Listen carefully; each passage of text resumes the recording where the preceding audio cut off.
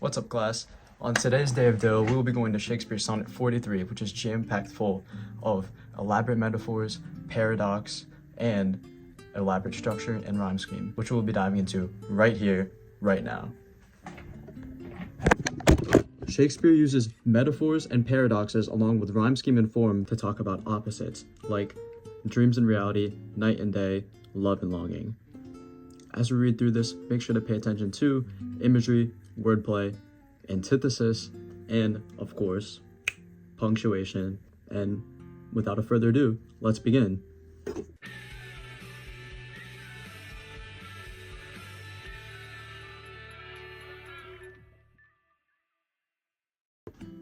Let's get right into it, starting with reading the sonnet.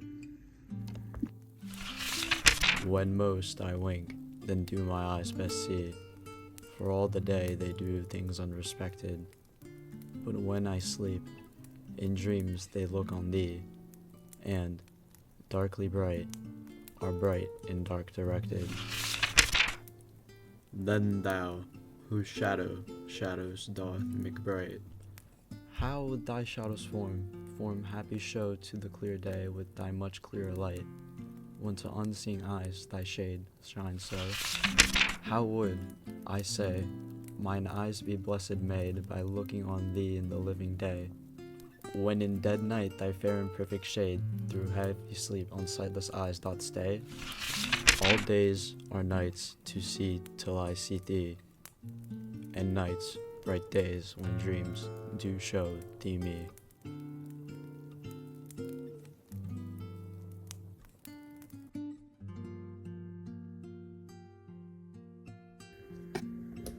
So let's unpack. Starting off with stanza 1, we're thrown into a paradox right away. The speaker says his eyes best see when he's winking, which is archaic for sleeping here, and that he can see and he's looking while he's sleeping. Not only is this not possible, but it's a special literary device called antithesis. Antithesis is when you use direct opposites to highlight the difference between two things, like day and night, wants and needs, or dreams and realities. Here, it's being used to highlight the paradox, and it's really apparent in the final line of the stanza, darkly bright are bright and dark directed. Now, the bright and the dark are the lovers, literally being in the dark while having to see each other in their dreams, and that they're in the dark without each other. Now, the darkly bright are their dreams themselves, darkly because they want their eyes closed to sleep, but bright because it's their happiness when they see each other. If you pay attention to the punctuation, almost every line ends in punctuation mark and it's loaded with commas, but it's only one sentence, as if he's running on his one sentence and taking pauses like he's sleepy and about to go to bed.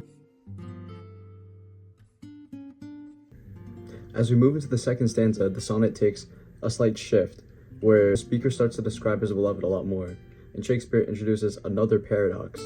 While the shadow is usually obscure, the shadow actually brightens everything around it, and his image of his beloved is so strong that her shadow can make shadows bright on a day with clear light. So even on a bright day, her shadow will brighten everything around him. That's how golden and radiant she is to him. Looking at you'll notice that it's a rhetorical question, and the rhetorical question isn't answered outright. It's just there to emphasize his longing and yearning. There's also some sibilance with shade shine so, unseeing eyes. It's a lot of S sounds. It makes it sound almost ethereal, like the reader is entering his dream and seeing his beloved and starting to make that connection.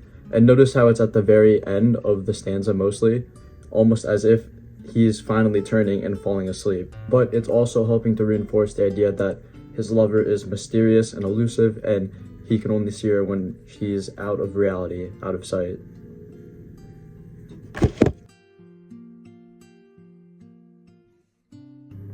Stanza 3 starts off by saying, the reader will be blessed if he ever sees his beloved, because in his dreams, if she's so ethereal and holy and can cause so much happiness for him, what could she do in real life?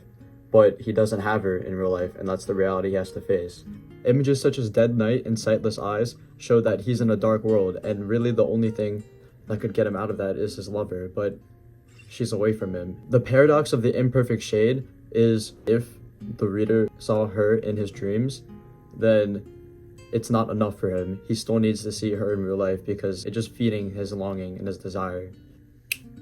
The rhetorical question here is used more like a plea, almost like begging to see her in real life, kind of emphasizing his longing and love and desire. Antithesis, with a contrast between the living day and the dead night, literally having day and night and living and dead as opposites with each other.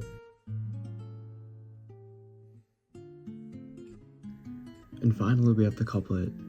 All days are nights to see till I see thee, and nights bright days which dreams do show thee me. The days are turning into nights and the nights are turning into days.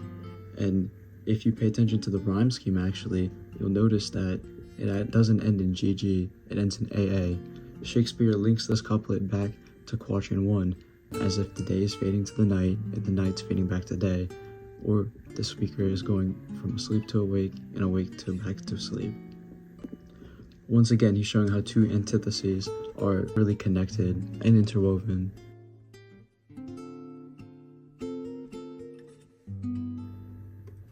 Now here's where it gets really interesting. If you look at some of these lines, it's almost as if Shakespeare's placing mirrors in them by using symmetrical structure. Lines like dark, brightly bright, and dark directed, you can place a mirror where the comma is, and it's like the words are being flipped. And then there's lines like, how would thy shadows form happy show, shadow form show. With the sounds and the words, it's like he's putting a mirror in his lines. These mirrors help bring up the idea that it's a loop between going from night to day and day to night. And what do mirrors do? Mirrors reflect light, and the light that's reflecting is trapping him in his dreams, and the reflected light is stuck in his dreams where his happiness is, and his reality is harsh and dark. This is even more apparent when you think about the turn. You can place a turn in the middle between stanzas 2 and 3 and the lines 8 and 9. The turn also is a shift from dreams to reality, which is going from the day, the absence of his lover, to the night. And with the turn being in the middle, it also serves as another mirror with having a sentence or a question and then ending with a question and a sentence. To conclude, this is more than just a love poem. It's a mirror reflecting the speaker's dark world with his bright dreams. His lover never fully steps into the light, leaving the reader in the dark, showing the duality between dreams and reality. And that even though reality may make us blind, that we should still hold on to our dreams and pursue them. In the case of Shakespeare in this sonnet, love's true brilliance really shines when we're in the dark.